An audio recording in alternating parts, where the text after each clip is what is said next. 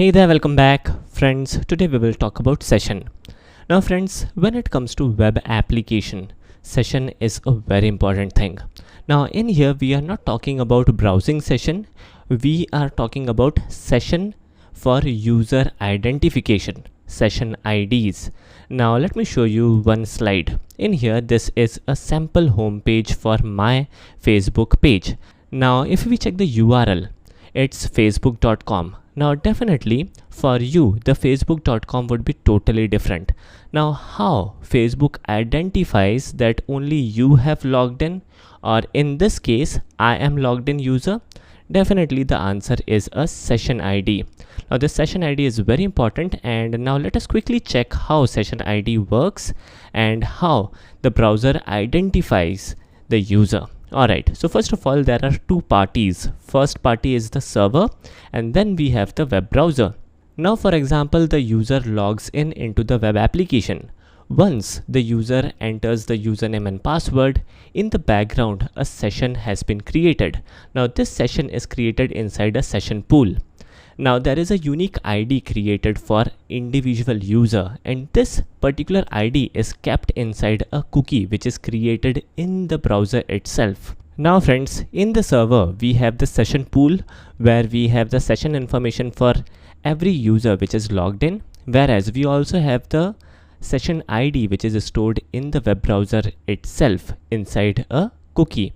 Now whenever the user is willing to visit a page, the server can authenticate the user request first of all. Now this interaction is very important where the authenticity of the request is checked first, and this is how interaction takes place. So whenever there is a page where authenticity is required, definitely server and browser will interact with each other by checking the session information first of all, and then only the server will serve the request. Alright, so this is how the session management is done in the background. Alright, now moving forward, let us quickly create a very simple application based on sessions. Alright, now friends, in order to save some time, I have already added this project into Eclipse IDE. And first of all, let us quickly create a servlet. So we will be creating a new servlet and we will give the package as org.studyeasy.servlets. Here we go.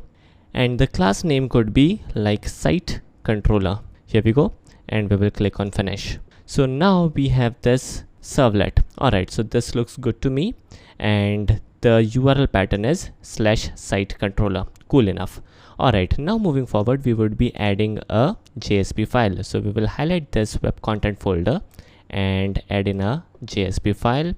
The name of the JSP file would be like login.jsp. Here we go, and let me maximize this.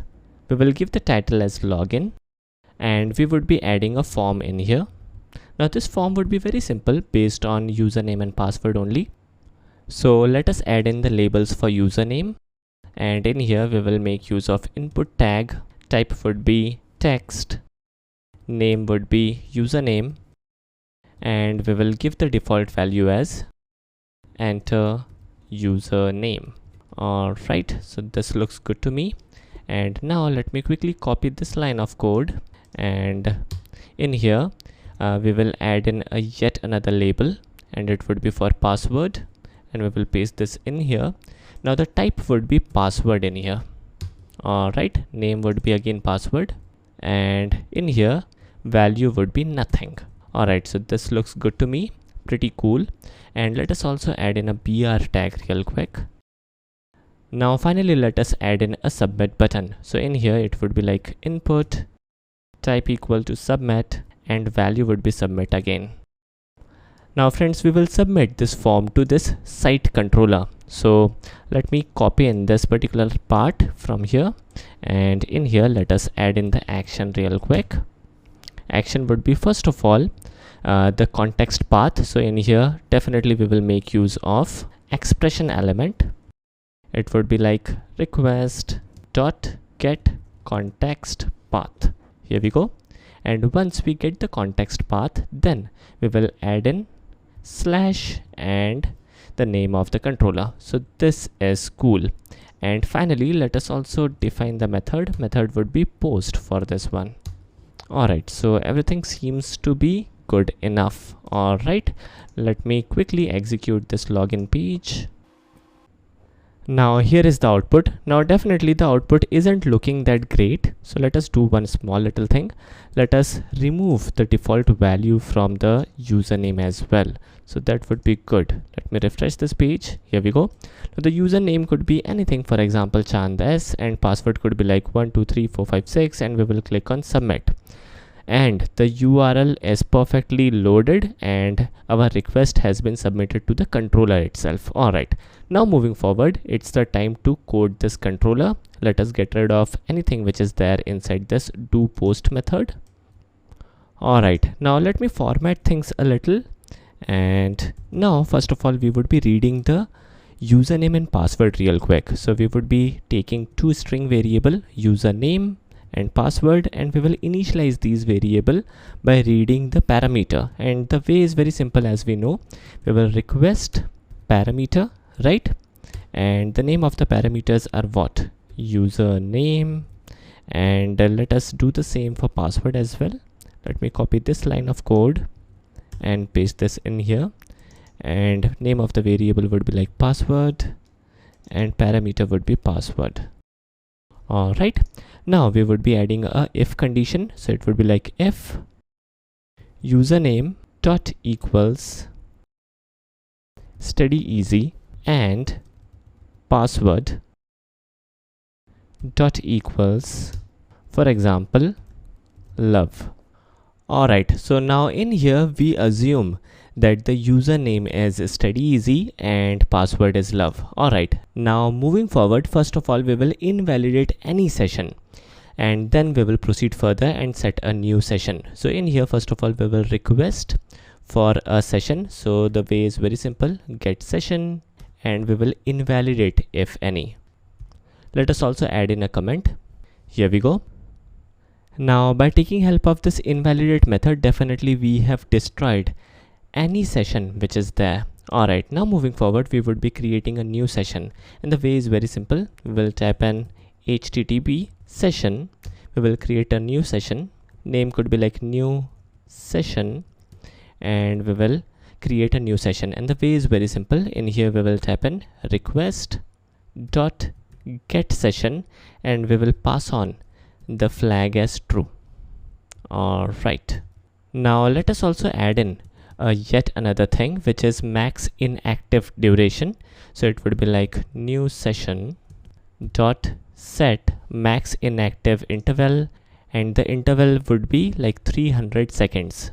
All right, so this looks good. And once we have set the session, we have also set this max inactive interval, we can like redirect the request. So it would be like response dot send redirect, and we will redirect to a file which would be like member area .jsp. All right, so this looks good to me, and this particular parameter needs to be enclosed in between pair of double quotes. So let us do that. And finally, let us also add in the else part. Now, for example, the username and password entered by the user is incorrect. In that case, we will redirect to the login.jsp file, right? So in here, we will give the response as send a redirect to login.jsp file. All right, so this looks good to me, and let us quickly create this member area.jsp file. Let us click on finish, and here is the member area. And definitely what we will do is we will simply give a very short and sweet message inside this particular JSP file, and it would be like member area, and that's it.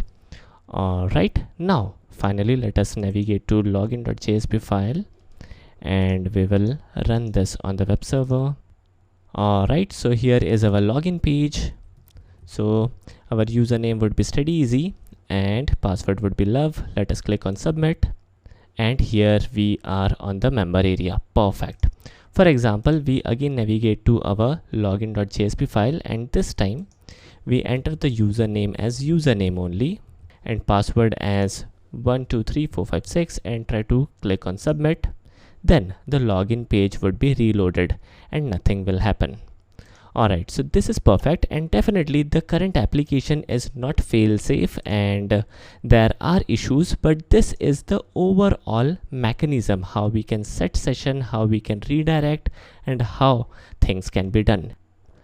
Definitely there are more things required in order to build a proper user management application, and we will eventually build a proper user management application in our forthcoming videos.